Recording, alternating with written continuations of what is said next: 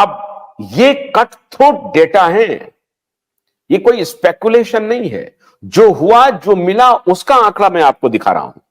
2014 में OBC upper caste का 30%, 7-8% का जंप, और कांग्रेस को 7% का नुकसान, लेकिन रीजनल पार्टीज को 4% का जंप अपर कास्ट ओबीसी का।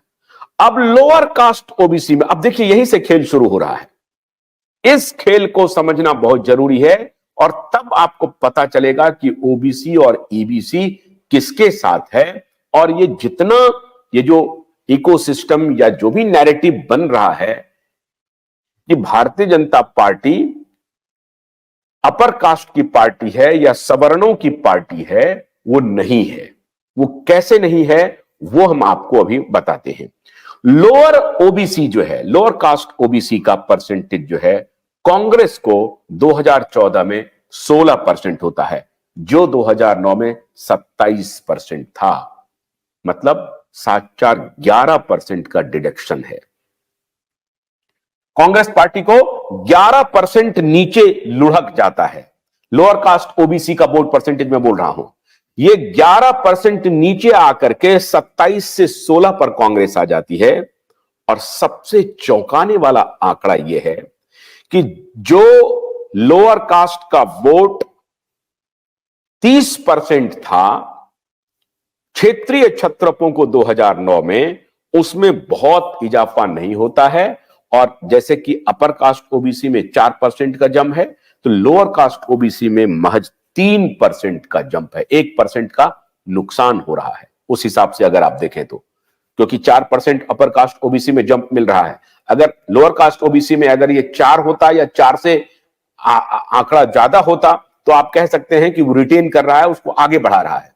लेकिन उस हिसाब से आप देख रहे हैं तो सिर्फ 3% का इजाफा है, और ये 30 से बढ़कर के 33% पे आके रुक जाता है क्षेत्रीय क्षत्रपों को लोअर कास्ट ओबीसी का 2014 में। अब यहां से एक बड़ा मास्टर स्ट्रोक होता है भारतीय जनता पार्टी के लिए। लोअर कास्ट ओबीसी का मोदी फैक्टर काम करना शुरू कर दिया। आप देखिए 2009 नहीं, 2014 में मोदी फैक्टर कैसे काम कर रहा है, और ये साइलेंट वेव चल रहा है। साइलेंट वेव कैसे? उस वक्त तो राम मंदिर भी मुद्दा नहीं था, उस वक्त 370 भी मुद्दा नहीं था, उस वक्त 2014 का जो चुनाव था वो करप्शन था, और कांग्रेस को लोअर कास्ट ओबीसी का 27% वोट मिल रहा है 2009 में। ध्यान रहे, कांग्रेस का जो लोअर कास्ट ओबीसी है उसका 27% वोट मिल रहा है, 27% मिल रहा है ओबीसी का। अब ऐसी स्थिति में 27% वोट पाने वाला खिसक करके 16% पे आ जाता है, और लोअर कास्ट ओबीसी का 2014 का जो जंप है वो 43% है। 22 से 43, सीधा 2 गुना जंप। 2009 में लोअर कास्ट ओबीसी 22%, और 2014 में लोअर कास्ट ओबीसी 43% का जंप।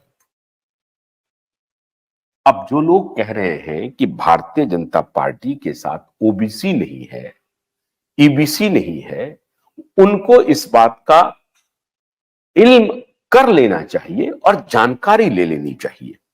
सिगुफा करने से काम नहीं चलता है, और सिर्फ नैरेटिव बनाने से काम नहीं चलता है। इसका मतलब यह है कि जो ओबीसी के जो लीडर हैं वो बड़ी तेजी से अपनी पॉपुलैरिटी बड़ी तेजी से जो क्षेत्रीय क्षत्रप हैं वो खोते जा रहा है। जो जाति की राजनीति हो रही थी, उस जाति की राजनीति में भारतीय जनता पार्टी ने बहुत जबरदस्त सेंधमारी कर दी है 2014 में ही। अभी एक चुनाव अभी आना बाकी है, विश्लेषण करना बाकी है, अभी 2019 में आता हूं। 2014 में ही भारतीय जनता पार्टी ने 22% से डबल जंप लगाते हुए 43% का आंकड़ा पा लिया लोअर कास्ट ओबीसी के वोट में 2009 की तुलना में 2014 में।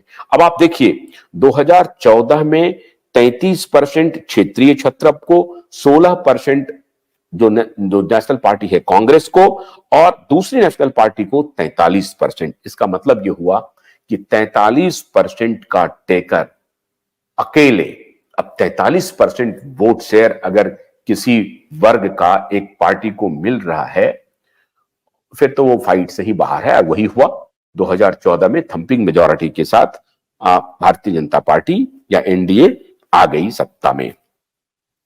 अब आ जाते हैं 2019 में।